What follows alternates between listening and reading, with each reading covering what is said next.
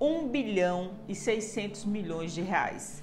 Esse é o valor aproximado que o governo federal gastou para adquirir 20 milhões de doses da vacina Covaxin indiana. Um contrato firmado em cerca de 90 dias, uma velocidade completamente diferente da relação que o governo dedicou a outras farmacêuticas. Eu sou Heloísa Galdino. E aí, vamos conversar? No vídeo de hoje, nós vamos falar sobre os acontecimentos da CPI da Covid-19 no Senado. Mas antes de começar esse vídeo, não esqueça de curtir, acionar o sininho para ser notificado sempre que a gente chegar com um vídeo novo por aqui e compartilhe esse conteúdo, se ele for relevante para você. Assim, ele vai chegar a outras pessoas. O Brasil acompanha atentamente a CPI da Covid no Senado. Uma CPI que só foi instalada por força de uma decisão do Supremo Tribunal Federal. E o Brasil acompanha atentamente porque a maneira como o governo federal tem se comportado desde que a pandemia da Covid-19 chegou ao nosso país é motivo de inúmeros questionamentos. Afora que, para além dos questionamentos, nós temos aí um número que já supera a marca do 500 mil de vidas perdidas para a pandemia da Covid. É um número e uma cifra que faz o Brasil estar posicionado entre os países com a pior gestão da pandemia no mundo. A CPI da Covid-19, ela foi instalada e a princípio ela trabalhava com uma narrativa relacionada à compra de cloroquina e hidroxicloroquina, por exemplo, medicamentos que não têm nenhuma eficácia comprovada e que, portanto, representam gastos realizados com o seu dinheiro, com o meu dinheiro, para algo que não tinha finalidade, que não tinha eficácia comprovada. Além disso, a suposição de um gabinete paralelo que teria orientado procedimentos para que o Brasil tivesse a chamada imunização de rebanho. Isso, por si só, representa uma prática extremamente questionável. Ainda mais se a gente pensar que cada ação dessa tem relação com vidas que foram perdidas. Pois bem, virou algo extremamente comum o brasileiro atentar para os canais e a transmissão do que está acontecendo na CPI. Essas narrativas relacionadas aos procedimentos do governo federal provocaram naturalmente indignação e muitas vezes um questionamento. Nossa, os senadores montaram uma CPI, o Senado Federal tem uma CPI para tratar de algo que todo mundo está vendo que aconteceu, que está acontecendo. Gente, é importante registrar que a CPI, o simples fato dela ter sido instalada, já representa um ganho para todos os brasileiros e brasileiras. Afinal, a partir dela, a gente teve o debate sobre as práticas e a ausências de procedimentos corretos no combate à pandemia. Afora que ela funciona como um registro histórico.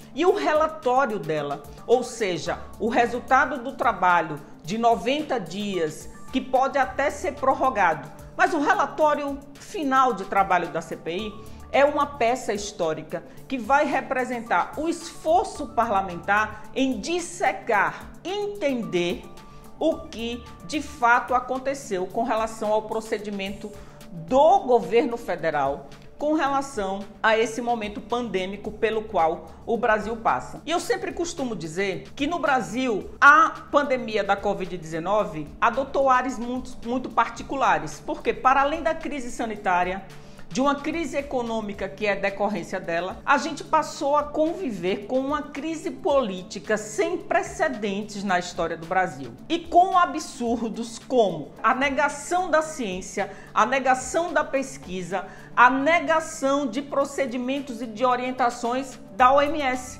a Organização Mundial da Saúde. Tudo isso fez parte do nosso cotidiano. Ao termos uma comissão parlamentar de inquérito pesquisando, apurando, intimando e produzindo uma peça que é o relatório final, a gente tem elementos que podem trazer consequências para a vida política do Brasil. Pois bem, o acontecimento dessa semana foi uma virada de tônica relacionada a essa CPI e ao que ela está tratando. Uma vez que, para além da questão do negacionismo, da imunização de rebanho, da compra de produtos ineficazes, surgiu um elemento novo, que foi o comportamento do Ministério da Saúde e, portanto, do governo federal com relação a uma vacina específica, a Covaxin, a indiana. Lembrem, se divulgou bastante, fruto da própria apuração da CPI, a questão dos 53 e-mails e procedimentos insistentes da Pfizer, a farmacêutica americana, querendo firmar um contrato.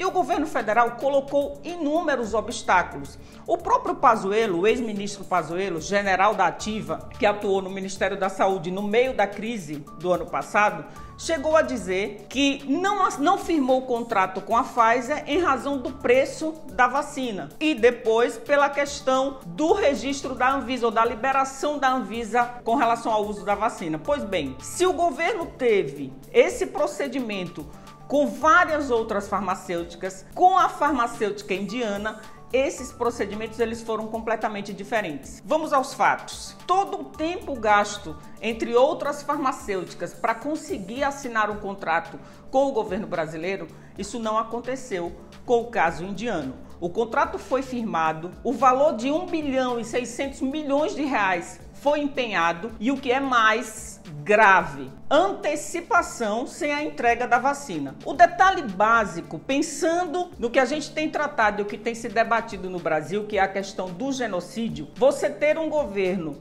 que não vacina a população e que não comprou vacina em quantidade suficiente para fazer o Programa Nacional de Imunização funcionar e que adota práticas e procedimentos diferentes com relação a uma vacina que inclusive não tinha sido autorizada pela Anvisa e mesmo assim o Ministério assinou o contrato. É estranho, não? Eu acho. E toda a população brasileira, aqueles que estão acompanhando esse processo, tem achado isso extremamente estranho.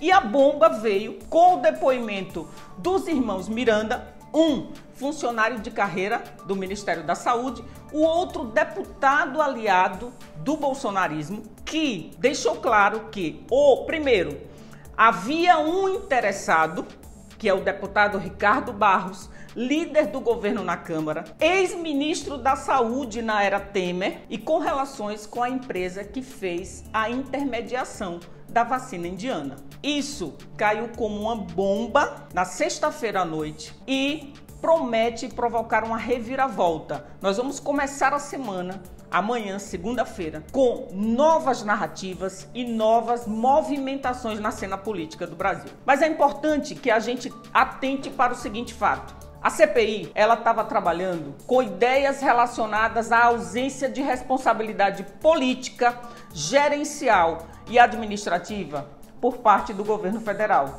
Mas agora o tom se elevou e nós estamos falando dessa palavrinha que infelizmente faz parte das estruturas de poder do Brasil: corrupção. Existe agora uma grande interrogação que precisará ser explicada pelos agentes do Poder Executivo e deverá produzir um relatório. O senador Renan Calheiros é o responsável por esse relatório, mas a gente tem aí uma correlação de forças que mostra que o governo ele está em desvantagem e que, à medida que os senadores, a comissão, avança com relação às investigações, maiores são os questionamentos que têm surgido com relação ao procedimento com relação à Covaxin. Na história recente do Brasil, a gente ouve muito que essa CPI não vai dar em nada, vai dar em pizza. Essa relação que o brasileiro faz de CPI com pizza tem exatamente um link com o fato da gente ter vivenciado muitas comissões parlamentares de inquérito na história recente do Brasil com a redemocratização. Mas é importante atentar. Essa CPI, ela guarda algumas características muito particulares. A primeira delas é que é uma CPI do Senado.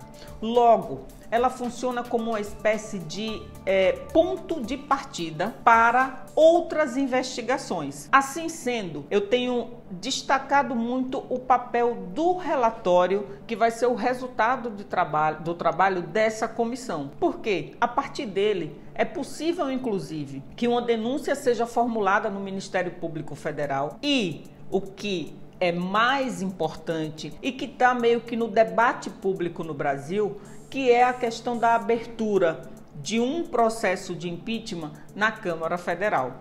Com relação a isso, eu até quero deixar uma visão muito particular. Nesse momento, a pressão precisa ser feita de maneira mais significativa ao presidente da Câmara Federal, o deputado Arthur Lira, sobretudo em suas bases no estado de Alagoas. Afinal, é ele que está sentado em vários pedidos de impeachment que tramitam na Casa Legislativa e que, a partir do relatório e do fruto do trabalho da comissão do Senado, podem proliferar novos pedidos, agora fundamentados com o resultado do trabalho da CPI do Senado. Mas eu queria atentar para vocês uma questão.